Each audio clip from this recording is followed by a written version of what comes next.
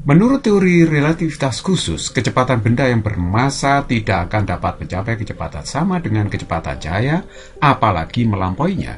Jika massa benda semakin kecil, maka semakin besar kemungkinan untuk mendapatkan kecepatan yang lebih besar, tetapi tetap tidak akan bisa mencapai kecepatan cahaya.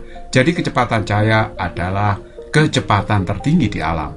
Menurut postulat 2 Albert Einstein dalam teori relativitas khusus, kecepatan cahaya dalam ruang hampa sebesar 300.000 km per sekon, tak tergantung pada gerak sumber maupun pengamat. Mengapa benda-benda bermassa tidak bisa mencapai kecepatan sebesar kecepatan cahaya, bahkan melampauinya? Mengapa hanya foton yang bisa mencapai kecepatan cahaya? Semua itu bisa dijelaskan dengan teori relativitas khusus yang berkaitan dengan massa dan energi relativistik. Menurut teori relativitas khusus yang digagas Albert Einstein bahwa massa benda bergerak itu tidak akan sama dengan massa diamnya. Massa benda yang bergerak itu adalah sama dengan M0 per akar 1 min V kuadrat per C kuadrat. Di mana M di sini menunjukkan massa gerak, satuannya adalah kilogram, M0 itu adalah massa diam, satuannya kilogram, sedangkan V itu adalah kecepatan benda terhadap pengamat, satuannya meter per sekon, sedangkan C itu kecepatan cahaya dalam ruang hampa, yang nilainya 3 kali 10 pangkat 8 meter per sekon atau 300.000 km per sekon. Nah, kalau energinya itu sama dengan mc kuadrat. Jadi energi total benda secara relativistik itu bisa dinyatakan sebagai rumus seperti ini. E sama dengan mc kuadrat. Jadi M di sini sekali lagi menyatakan massa gerak, yaitu massa ketika bergerak terhadap pengamat. Sedangkan C adalah konstanta alam, adalah kecepatan cahaya dalam ruang hampa. Seandainya, nah ini hanya seandainya, misalkan ada benda bergerak secepat kecepatan cahaya, padahal kita tahu benda itu massa diamnya itu tidak sama dengan 0. Anda mungkin bayangkan kelereng, batu, bola tolak peluru, kerikil dan sebagainya gitu ya. Nah, kalau dia bergerak secepat kecepatan cahaya, apa yang terjadi di sini?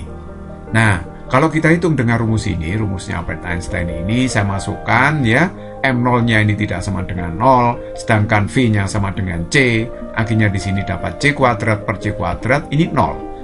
Ya, yang dalam akar itu 0, karena 1 dikurangi 1, ini akar 0 berarti 0. Berarti kalau begitu sesuatu dibagi 0 ini hasilnya tak berhingga. Jadi kalau benda yang bermassa bergerak dengan kecepatan C, maka massanya menjadi tak berhingga. Sedangkan energinya, ya massa relativistiknya tak hingga dikalikan C kuadrat, ini juga menjadi tak hingga.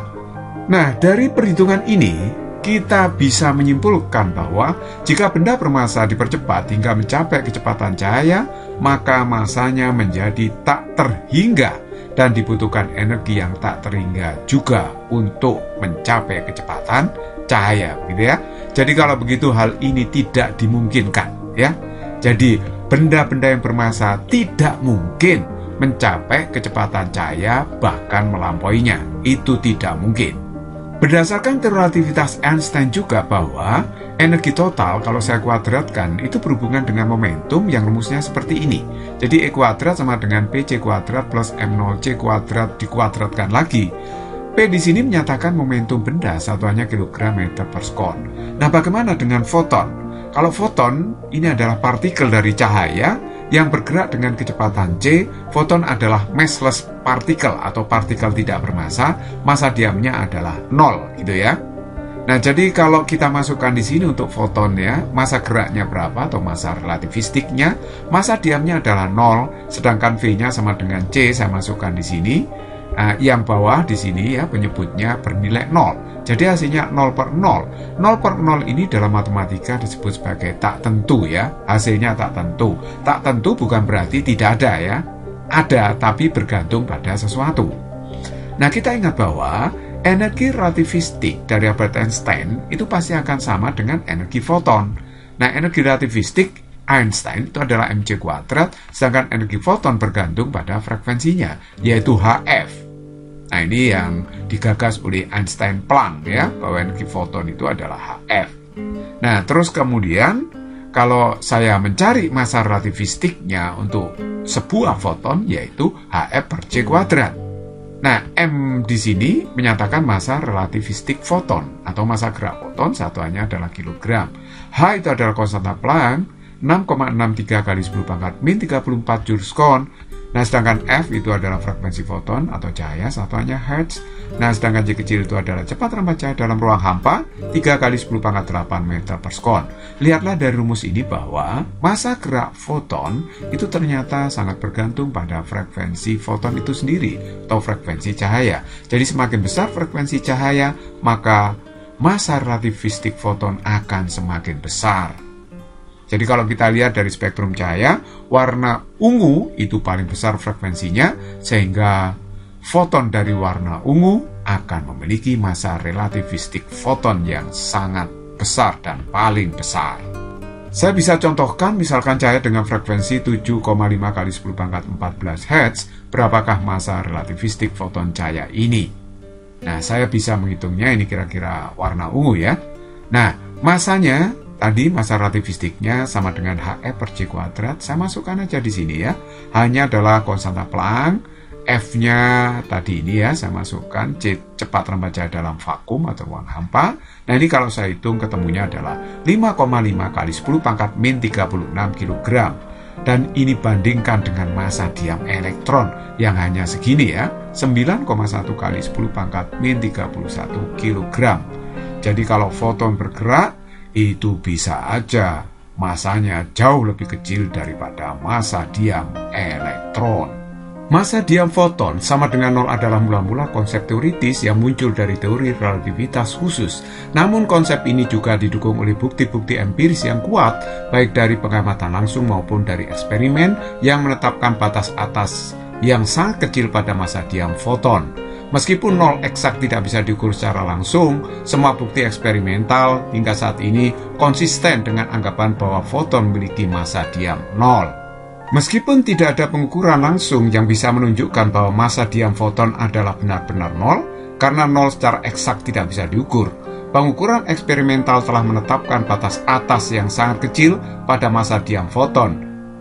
Hingga kini, massa diam foton telah terbukti sangat mendekati nol dengan batas atas yang sangat kecil, kurang dari 10 pangkat min 18 elektron volt per C kuadrat atau sama dengan 1,78 kali 10 pangkat min 54 kg.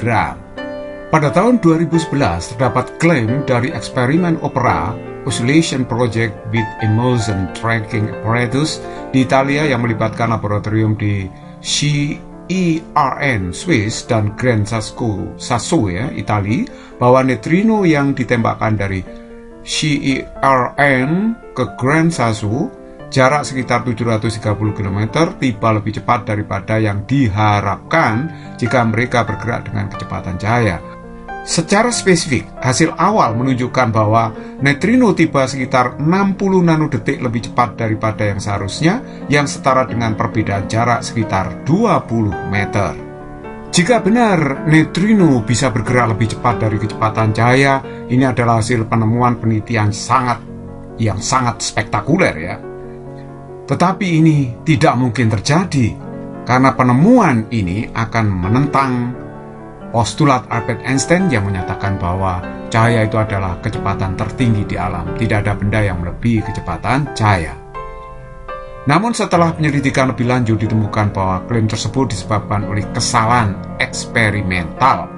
Ada dua masalah utama yang ditemukan dalam percobaan di laboratorium. Yang pertama adalah kesalahan pada konektor serat optik. Salah satu kabel serat optik yang menghubungkan unit GPS dengan jam utama yang digunakan untuk pengukuran waktu tidak terhubung dengan benar. Hal ini menyebabkan pengukuran waktu menjadi tidak akurat. Yang kedua adalah kesalahan pada osilator GPS. Ada juga masalah pada perangkat yang mengukur waktu kedatangan sinyal GPS yang menyebabkan tambahan kesalahan dalam pengukuran. Setelah masalah ini diperbaiki, pengukuran ulang menunjukkan bahwa neutrino tidak bergerak lebih cepat daripada cahaya. Dengan demikian, hasil tersebut sesuai dengan teori relativitas khusus yang tetap menjadi teori yang sangat kuat dan terbukti dalam fisika modern. Jadi pada akhirnya eksperimen tersebut tidak bertentangan dengan teori relativitas Einstein. Kesalahan teknis dalam eksperimenlah yang menyebabkan klaim awal tersebut.